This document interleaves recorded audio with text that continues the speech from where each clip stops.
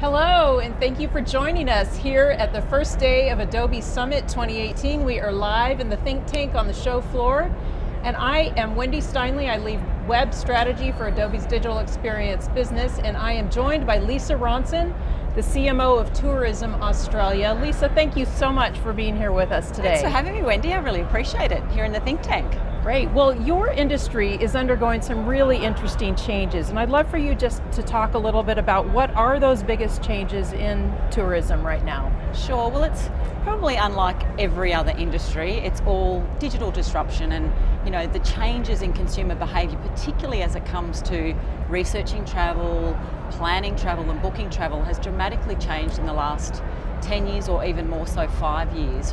It's very much, in most markets that we operate, it's very much digital, first, second and sort of last. And Shantanu spoke on stage today about his trip to New York, and that's classic consumer behaviour now. Consumers are very much looking at digital to make sure that they get the holiday experience that they're looking for, because it's a substantial investment, particularly a holiday, a long haul holiday. So they want to make sure that they're getting the right experiences that they're seeking out. And the other thing in our industry, and John O'Sullivan spoke about it this morning, is airline innovation. That is a really big game changer for us. To be able to go from East Coast of Australia to the East Coast of the US in one flight, which hopefully will happen by 2020, is a massive way forward and a big change. Cuts out some friction for sure. It sure does. Well, how are those changes in the industry itself really changing the experiences that you need to deliver to your customer audience?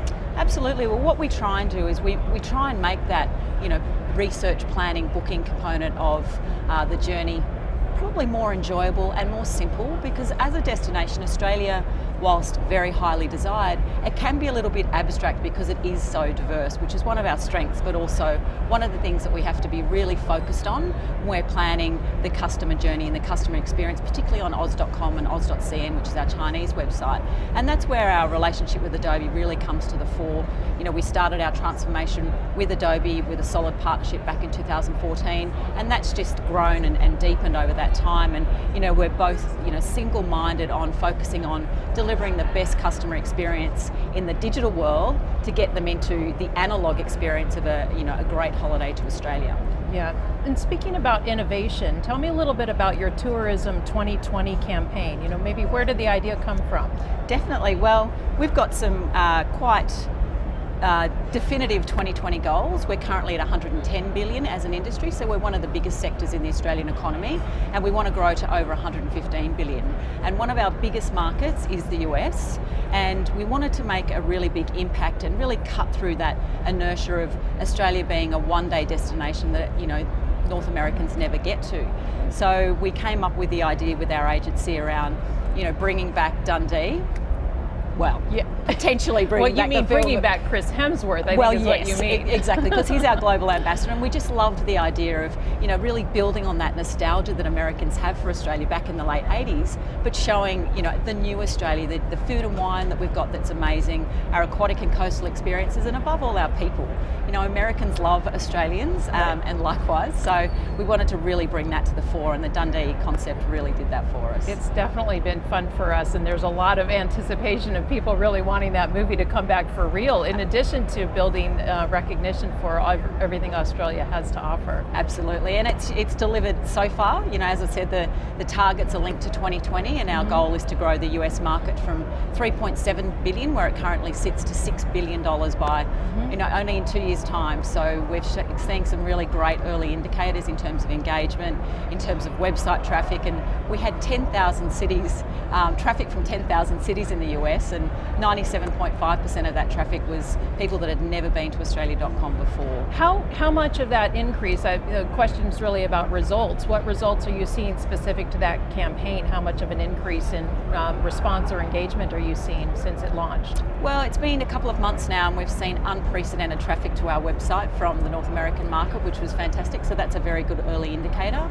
We had over 100 million views of the Super Bowl ad online. It was the most searched for Super Bowl ad on Google. So it was one of the favorites. It was one of the favorites, and we're starting to see the results. So working with our industry and our key distribution partners, the airlines are seeing a massive spike in their traffic as well.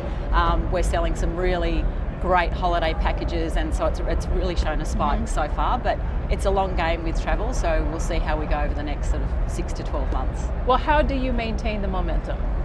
Well, we've got a great culture at Tourism Australia. You know, we continue to try and shift the bar, and at the core of it all, we have the customer at the centre of every decision we make, as John O'Sullivan said this morning. So if we keep focusing on the customer, we keep trying to raise the bar, and it's a really competitive industry, so we have to make sure that we very much keep our eye on the ball and look for what's coming next, what's the next technology that really suits what our customer is seeking out and the barriers that we're trying to overcome. So it's very much focused on that customer centricity, so that won't change.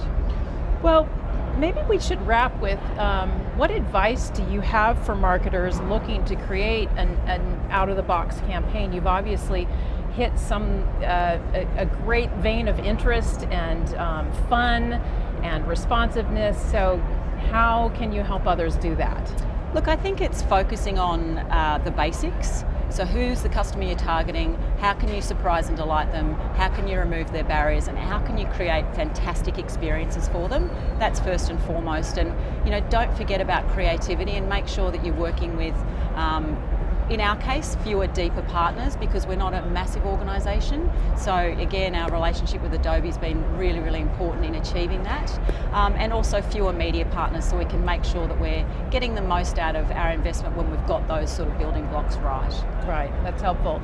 And I would also just say to our listeners, that John O'Sullivan on the keynote stage this morning shared some really great insights as well as part of Brad Rencher's keynote. And Yes. so I think there are other good insights into this fantastic campaign that you've been leading. So thanks for putting something out there that's inspiring to all of us. Oh, no problem. And I didn't bring any budgie smugglers or any umbrellas for you, I'm sorry. So I'm void of gifts, so it's just me.